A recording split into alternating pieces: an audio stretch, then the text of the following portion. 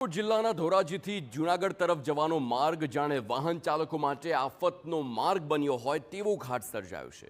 એક તરફ ઓવરબ્રિજની ધીમી ગતિએ ચાલતી કામગીરી અને બીજી તરફ વરસાદના કારણે વાહન ચાલકોની મુશ્કેલી બમણી થઈ ગઈ। ભારે વરસાદના કારણે ઓવરબ્રિજ પાસે બનાવવામાં આવેલ કાચું ડાયવર્ઝન ધોવાયું છે। રસ્તા પર મસ્ત મોટા ખાડા પડ્યા અને તેના કારણે વાહન ચાલકોને રસ્તા પાર કરવા ભારે મુસીબતનો સામનો કરવો પડે છે। તાત્કાલિક ડાયવર્ઝનનું સમારકામ કરવા સ્થાનિકો માગણી પણ કરી રહ્યા છે। જૂનાગઢ ઉપર ઓવરબ્રિજનું કામ ચાલે છે, ખાડા પડી ગયા છે, રસ્તામાં વાહન ખૂંચે છે, બધે પડે છે અને બહુ હેરાનગતિ છે। તો થોડીક ડાયવર્ઝન નથી તો થોડોક સુધારવા માંગણી કરી છે। ધોરાજી જૂનાગઢ માર્ગ પરથી પસાર થતા વાહન ચાલકો ખાડા અને કીચડના કારણે ભારે હાલાકી ભોગવે છે। આ રોડ પર 300થી વધુ પ્લાસ્ટિકના કારખાના આવેલા છે, એટલે દરરોજ 10,000થી વધુ કામદારો અવરજવર કરે છે।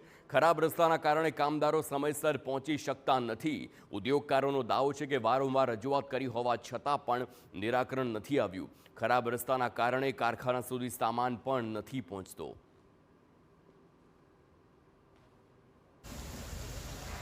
ઓવરબ્રિજનું છેલ્લા 1.5 વર્ષથી આ ગોકળગાય ગતિએ કામ ચાલુ છે। હજી 50% કામ પૂર્ણ નથી થયું અને જે એને ડ્રાઇવર્ઝન આપ્યું છે એ બહુ બિસ્માર હાલતમાં છે અને એમાંય 2 દિવસ પહેલાં 5 ઇંચ વરસાદ પડ્યો તો અમારી ઇન્ડસ્ટ્રીના તમામ વાહનો આવતા જતા બંધ થઈ ગયેલા હતા। એટલે અમારી ઇન્ડસ્ટ્રીને ખૂબ બહુ મોટી મુશ્કેલી છે, કાચો માલ આવતો નથી। રાજકોટ ભાજપ જિલ્લા ઉપપ્રમુખે પણ કોન્ટ્રાક્ટરની કામગીરી પર સવાલો ઉઠાવતા કહ્યું કે કાયમી પાકું ડાયવર્ઝન બનાવવામાં નથી આવ્યું। વરસાદ બાદ રસ્તા પર પડેલા ખાડાઓ પણ પૂરવામાં આવ્યા નથી।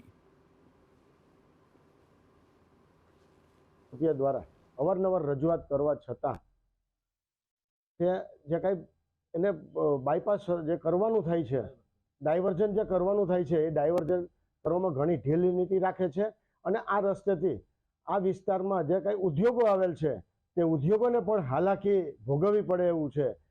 તે સિવાય જૂનાગઢ તરફ જતા વાહનો પણ હાલાકી ભોગવી રહ્યા છે।